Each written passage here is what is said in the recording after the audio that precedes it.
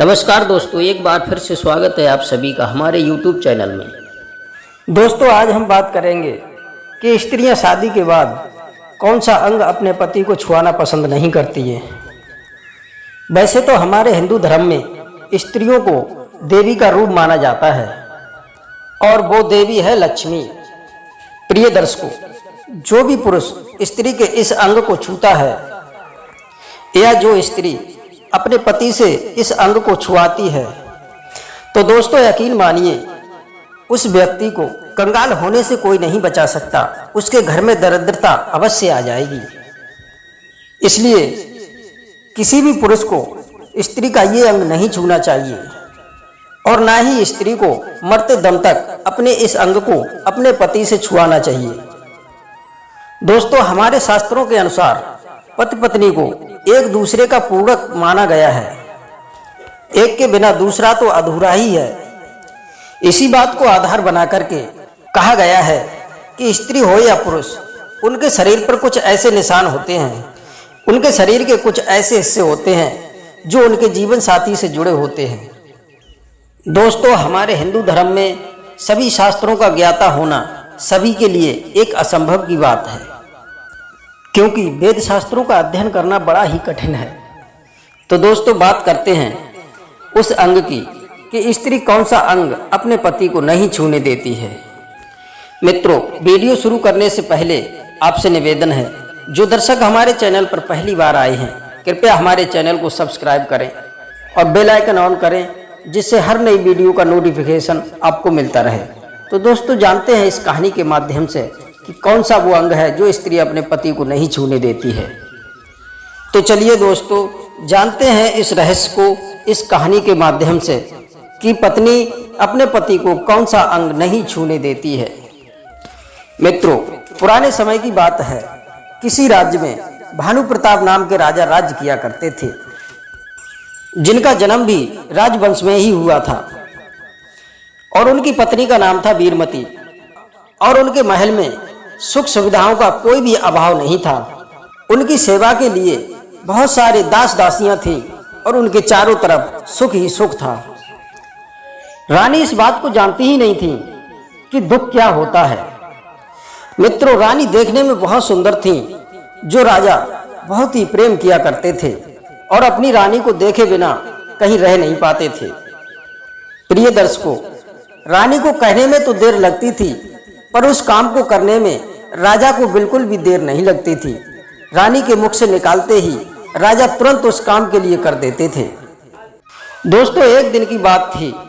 कड़ाके की सर्दी पड़ रही थी और रानी ने गंगा में स्नान करने का मन बनाया और राजा से आग्रह करने लगी कि हे राजन, मुझे गंगा नदी में जाकर के स्नान करना है।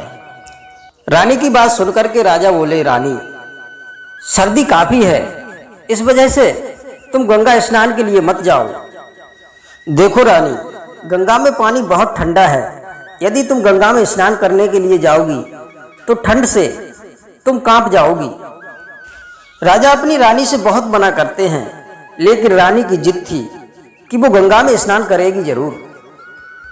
प्रिय दर्शकों, रानी की हट के आगे आखिर राजा को झुकना ही पड़ा और राजा ने रानी को आज्ञा दे दी। दोस्तों, तभी राजा ने अपने सभी सैनिकों को आदेश दिया कि गंगा नदी पर जितने भी जाने वाले रास्ते हैं सभी को रोक दिया जाए और जो भी गंगा के किनारे पर बनी झोपड़ियों में जो भी साधु संत गरीब रहते हैं उन सबको कुछ देर के लिए झोपड़ी छोड़ करके दूसरे स्थान पर चले जाएं। प्रिय दर्शकों, राजा की आज्ञा के अनुसार वैसा ही हुआ। सभी गंगा के घाट खाली हो गए। कोई भी वहां पर व्यक्ति दिखाई नहीं दे रहा था। सभी घाट निर्जन हो गए। ये सब काम हो जाने के बाद राजा ने सैनिकों से कहा कि अब रानी से बोल दो कि वो गंगा स्नान के लिए जा सकती हैं। राजा की आज्ञा पाकर रानी स्नान के लिए घाट पर चल दी अपनी सखियों के साथ। जब घाट पर पहुंची तो वहां पर रानी और रानी की सखियों में हंसी मजाक होने लगी। मित्रों, सूर्य उदय होने से पहले रानी ने गंगा की बहती धारा में अपनी सखियों के साथ में स्नान किया, लेकिन पानी बहुत ठंडा था। पानी ठंडा होने के कारण रानी बहुत ठठुर गई थी। रानी ठंड के मारे कांपने लगी। रानी ने अपनी दासियों को आदेश दिया कि जल्दी से कहीं से आग जलाने का इंतजाम करो, मैं ठंड के मारे बहुत व्याकुल हो रही हूँ। रानी की आज्ञा सुनकर के दासियां लकड़ी ढूंढने लगी इधर उधर। दासियों के ढूंढने पर भी लकड़ियां नहीं मिली। तब दासियों ने रानी को आकर के बताया कि रानी साहिबा, हमें जंगल में इधर उधर ढूंढने पर भी लकड़ियां नहीं मिली। रानी सोचने लगी, अब क्या करना चाहिए, इस तरह से तो मेरे प्राण निकल जाएंगे। एक काम करो, आपको कहीं जाने की जरूरत नहीं है, तुम इन घास फूस से बनी झोपड़ियों को इन्हीं में आग लगा दो, किसी तरह से मुझे इस ठंड से छुटकारा मिल जाए। आगे जो होगा वो देखा जाएगा। रानी की ऐसी बात सुनकर के एक दासी टोकती हुई बोली, नहीं रानी, ऐसा ना करें, ना जाने ये झोपड़ी किस गरीब की होगी। झोपड़ी के जलने से वह बेचारा बहुत निराश हो जाएगा और इतनी सर्दी में वो बेचारा कहाँ अपना निवास करेगा। दोस्तों, दासी की बात सुनकर के रानी को बहुत क्रोध आ गया और दासी को डांटती हुई बोली, रानी दासी को डांटती हुई बोली कि तुम्हें इस घास फूस की बनी झोपड़ी की ज्यादा चिंता है, मेरी कोई चिंता नहीं है। मैं जैसा बोल रही हूँ आप वैसा करो, मेरी आज्ञा का पालन करो। दोस्तों, जब रानी को इतना क्रोधित देखा और रानी की हट को देखकर रानी की दासी और सहेलियों ने उन घास फूस की बनी झोपड़ियों में आग लगा दी। दोस्तों, धू धू करके झोपड़ियां जलने लगी, आग की लपटें आकाश को छूने लगी। दोस्तों, आग की चिंगारियां एक झोपड़ी से दूसरी झोपड़ी पर जलने लगी। दोस्तों, इस प्रकार से घाट पर जितनी भी घास फूस की झोपड़ियां बनी थी सभी जलकर के राख हो गईं। दोस्तों, ठंड से कांपती हुई रानी को आग की लपटें बहुत अच्छी लग रही थीं और उन लपटों से रानी को बहुत सुकून मिला। आग की लपटें तापकर रानी अपनी दासियों के सहित और अपनी सखियों के साथ अपने महल लौट गई।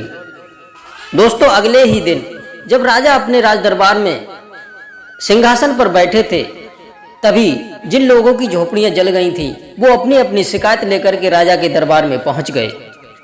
सभी ने रोते हुए अपनी दुख भरी कहानी राजा को सुनाई।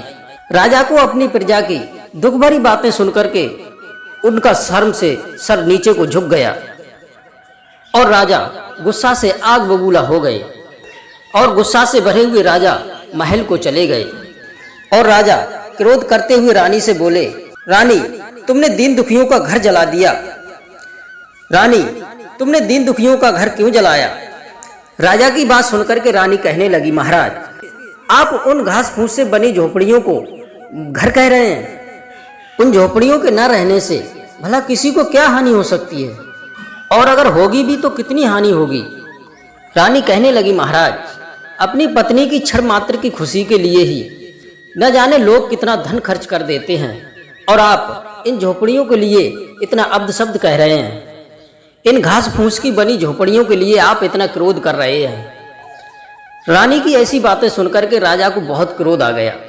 तो राजा ने अपनी दासियों को आदेश दिया कि तुरंत रानी के राजीय वस्त्र उतार करके और इन्हें वह भिखारिन के कपड़े पहनने का आदेश दिया। राजा की आज्ञा सुनकर दासियों ने रानी के आभूषण और वस्त्र उतरवा दिए और उन्हें भिखारिन के कपड़े पहना दिए। और राजा ने यह भी आज्ञा दी कि रानी को महल से बाहर निकाल दिया जाए और उन गरीबों की झोपड़ियां जब तक रानी बनवा नहीं देगी तब तक महल में अंदर नहीं प्रवेश करने दिया जाएगा। दासियां राजा की आज्ञा पाकर रानी को महल से निकालने के लिए तैयार हो गईं। राजा के इस रूप को देखकर रानी बहुत दुखी होने लगी। राजा से विनती करने लगी। रानी के बार बार मिन्नतें करने पर राजा ने रानी की एक बात नहीं सुनी। रानी राजा के हाथ पैर जोड़ने लगी। तो राजा ने रानी से कहा कि हे रानी, आप मेरी आज्ञा का पालन करो, जाओ दीन होकर के घर घर भीख मांगो। तुमने एक क्षण के सुख के लिए जिन गरीब लोगों की झोपड़ियों को जला दिया था, तुम्हें भीख मांगकर उन्हें बनवाना होगा। मैं तुम्हें 1 वर्ष का समय देता हूं। अगर तुमने 1 वर्ष के अंदर उन झोपड़ियों को बनवा दिया तो तुम पुनः इस महल में आ सकती हो। तब तुमको पता चलेगा कि गरीब की झोपड़ी का क्या मूल्य होता है। दोस्तों, राजा की इस तरह की आज्ञा पाकर रानी महल से बाहर चली गई और भिखारियों की तरह अपने जीवन को यापन करने लगी।